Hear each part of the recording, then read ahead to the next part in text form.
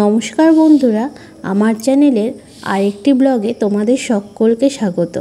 আজ বাবার বাড়ি থেকেই ভিডিওটা শুরু করলাম। স্কুল থেকে আজ আর বাড়ি ফেরা হয়নি।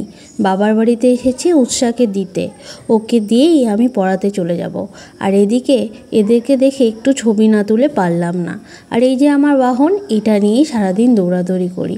আর আকাশ দেখেছো, মনে হচ্ছে শরৎকালের আকাশ, বর্ষার কিন্তু নামগন্ধ নেই আকাশে। এদিকে উৎসাহ এসে দিদার হাতে খেতে বসে পড়েছে, দিদাও খাইয়ে দিচ্ছে।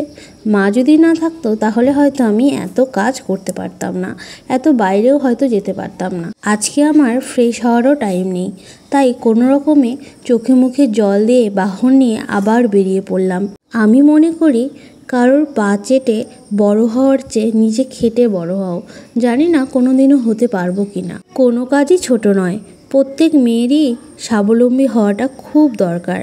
চলো, আমার এখন সময় হয়ে গেছে, আমি পড়াতে চলে যাই। আর উৎসাহ দেখো আমাকে বাই করার জন্য দাঁড়িয়ে আছে। তোমার যদি কাজের ইচ্ছে থাকে না, তাহলে কোনো কিছুই তোমাকে আটকাতে পারবে না। যখন বাইরে বেরোই রাস্তাটা দেখি পুরো ফাঁকা, তাই ক্যাপচার না করে পারলাম না। অনেক ভয়ে ভয়ে ক্যাপচার করেছি জানো, এক হাতে গাড়ি ধরে এক হাতে ফোন।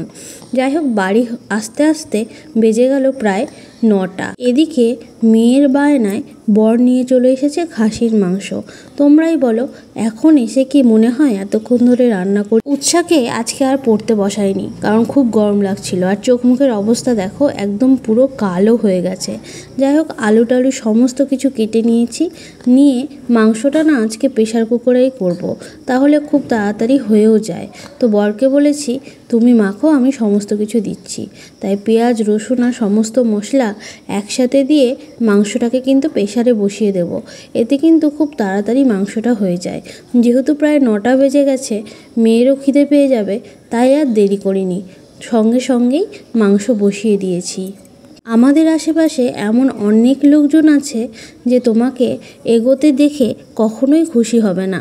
তারা সবসময় তোমাকে সমালোচনা করতেই ব্যস্ত থাকবে।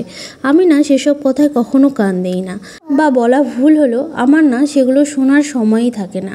সারাক্ষণ নিজের কাজ নিয়ে প্রচণ্ড ব্যস্ত থাকি, আর ব্যস্ত থাকতে ভালোবাসি। কালকে লাউ করব, সেই লাউটা তো সকালে কাটার টাইম হবে না, তাই এখনই আমি লাউটা বানিয়ে নেব।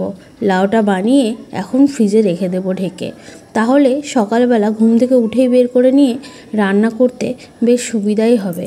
যখন খেতে বসি তখন প্রায় 10টা বাজে। 1 ঘন্টার মধ্যে দেখো ভাত আর মাংসের ঝোল রেডি। 3জন মিলে একসাথে ভাত বেড়ে নিয়েছি দিনের শেষে। 3জন মিলে এখন বসেছি পিকনিক করতে। মেয়ের কথায়, মেয়ে বলে এইভাবে বলে মাংস রান্না হলে আর 3জন একসাথে খেতে বসলে ওর পিকনিক মনে হয়। যাই হোক, এইভাবেই আজকের দিনটা কেটে গেল। তোমাদের কেমন লাগলো সেটা কিন্তু অবশ্যই কমেন্ট করে জানিও, আর ভালো লাগলে একটু পাশে থেকো। তো আজকে আমরা এখন খাই, আর তোমাদেরকে জানাই শুভরাত্রি। জীবনে চলার পথে কিন্তু অনেক বাধা বিপত্তি, প্রতিবন্ধকতা, সমালোচনা আসবেই। সেগুলো দেখে বা শুনে যদি তুমি থেমে যাও, তাহলে কিন্তু তোমার জীবন একেবারে থমকে যাবে।